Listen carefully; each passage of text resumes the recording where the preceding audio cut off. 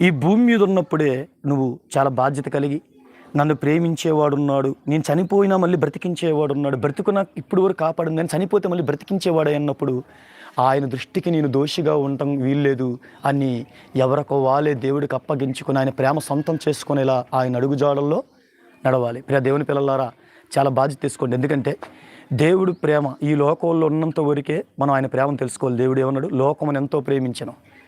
దేవుడు లోకమును ఎంతో ప్రేమించడం. వెలుగు లోకంలోకి వచ్చిన కానీ తమ క్రియలు చెడ్డమైనందున మనుషులు వెలుగుని ప్రేమకు చీకటిని ప్రేమించారని కూడా విన్నాం.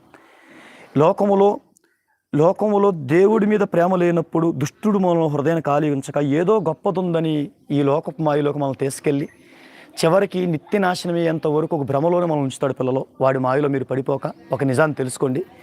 దేవుడి ప్రేమకు మనం దగ్గర అవ్వాలి.